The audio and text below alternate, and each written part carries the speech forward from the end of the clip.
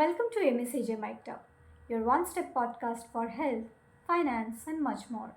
I am your host Shayani Mahapatra, and today I am joined by Mr. Saahil Gorpade, a national level chess player, who is here to unpack the topic mental resilience in chess, how chess prepares you for big challenges.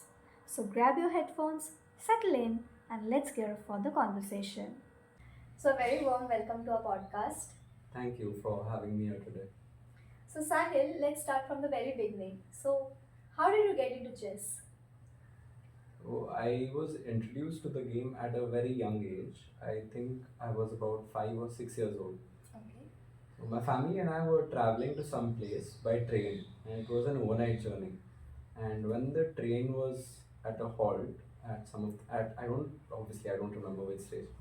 So when the train was waiting there was this toy vendor who came, and my father he bought this small magnetic chess board, Okay. and that is how it all began. He started teaching me about the game. He asked me to think as though I am the king and the other pieces are the army that I am controlling. Okay. And I have to keep myself safe, and at the same time I have to capture the opponent's king, who is the enemy. That's quite interesting. Yeah. And that's how it all began. I felt that I was really interested in such a game because there was a lot of brain game involved. So that's how I was introduced to the game. Then soon my parents realized that I was developing an interest in the game. So there was this overall child development class like thing called Ragas in Prabha Devi.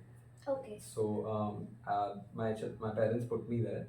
So it was like an overall development where I used to learn karate, chess, how to play tabla, dancing, Okay. multiple things. Okay.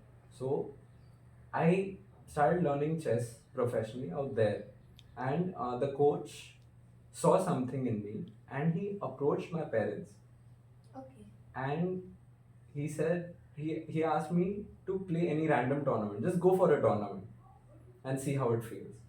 I did that. I went. I don't remember the result, but it was a good feeling. And before I knew it, he was my first chess coach, and he started coaching me apart from ragas.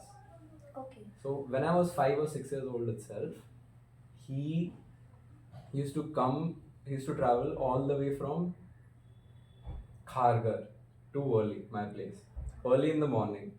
And we used to have those chess classes. They used to teach me different moves and strategies, and that's how the journey began. So basically, your father was there behind this whole thing. Yes. So when did you realize that you could compete at a national level in chess?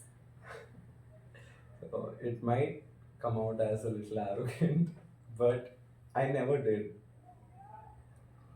In my early years, I never thought of being able to compete at a national level. For me, at that age, it was just about the love to the love for playing the game, just the passion.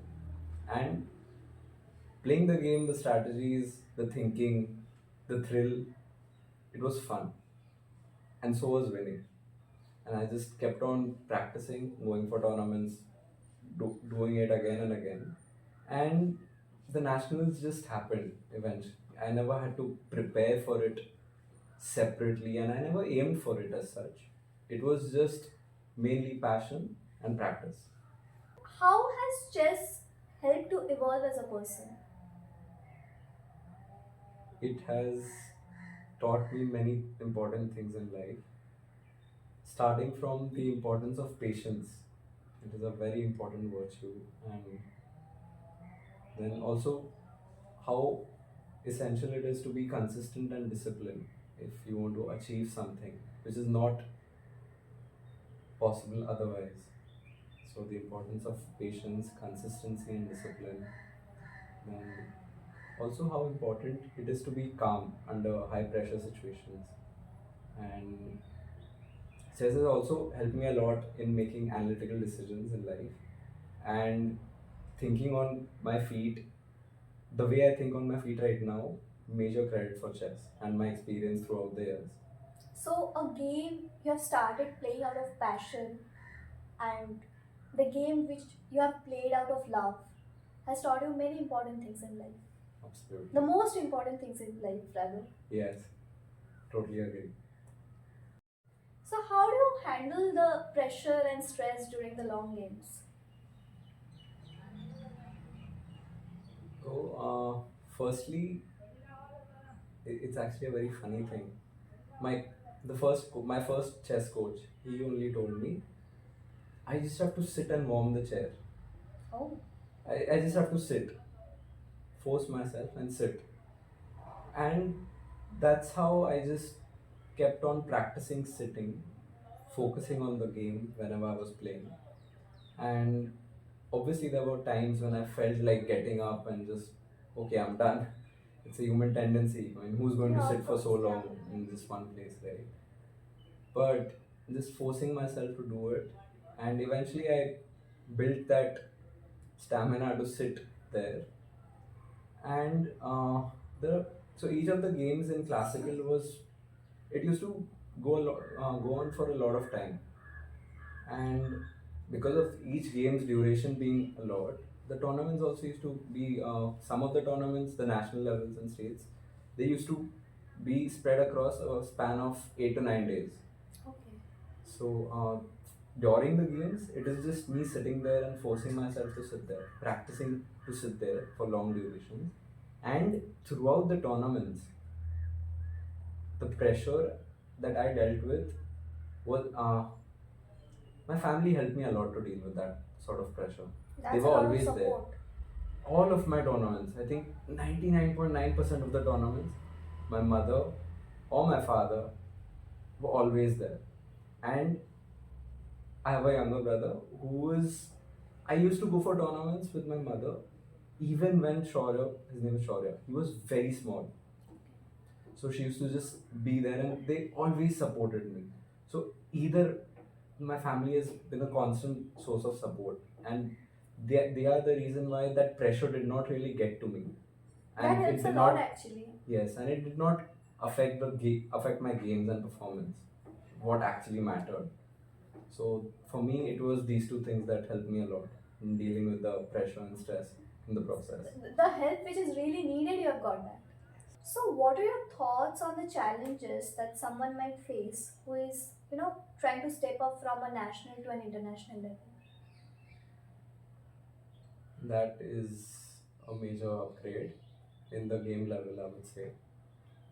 To the layman, it seems like okay, in the game of chess, there's something called as FIDE rating. So the higher the rating, the better the player is said to be. So to a layman, they just see okay, he has a very high rating, but they don't usually see the journey of that person, how that person has reached that rating, and how he or she has, achieved certain titles such as international master, grandmaster, and so on. So I would think a few major challenges would involve, like my coach told me, just sitting there is important. That can be used metaphorically in life and can be compared with perseverance. Yeah. Just being there constantly, doing the right things again and again, despite the failures and despite the setbacks. You just have to keep doing that again and again, no matter what. And the consistency with which you do that. And not motivation, but discipline. Yeah, that's really important. Motivation, there'll be spikes, there'll be some days where you'll feel like, say, do 100, you might feel like doing 100 push-ups. Yeah. But on the other 99 days, if you don't feel motivated, you won't do it. And that will have absolutely no effect. But if you are disciplined enough to do 10 push-ups every day, that will have a much, much, much greater impact. So I feel discipline, having that discipline, consistency, and perseverance is very important in stepping up the game. In an international level, can you name some of the players who have really, really inspired you? So there are many players who have inspired me in different ways. Speaking with respect to chess, the Vishwanathan Anand, the Indian Grandmaster, Magnus Carlsen, These two players are someone who have been there at the top for a really long time. Reaching the top is one thing, but staying there is another. Yes. Staying there is equally important and challenging. So these two people have been there and done that. And apart from chess, I would say figures such as Cristiano Ronaldo and MS Dhoni. These two people really inspire me a lot. MS Dhoni because of his patience, calmness, and how he strategically thinks and deals with situation, and the perseverance and work ethic of CR7. That's really nice. That's quite interesting. So, countries like India, US, and China are showing massive growth in sports like chess. So, what do you think makes this system successful? Chess is a very strategic sport, and I think the reason why the systems are working well and sports like chess is doing well in such countries is because these countries understand the impact such sports have on their day-to-day lives. Strategy you use in every aspect of your life. They probably understand that chess has a lot to do with strategy, so they are investing a lot of their funds and providing the facilities and platforms for people. So this might be one of the reasons why these countries are coming out on top in terms of growth in such sports. So, you're saying that understanding the impact of the game is very crucial. Yes, absolutely. What piece of advice would you like to give to the young players? There are majorly two things that I would like to tell them. First is I've observed the children in today's generation, they are very impatient when it comes to things, True. even Very the slightest of things. So, being patient, things will fall into place. And secondly,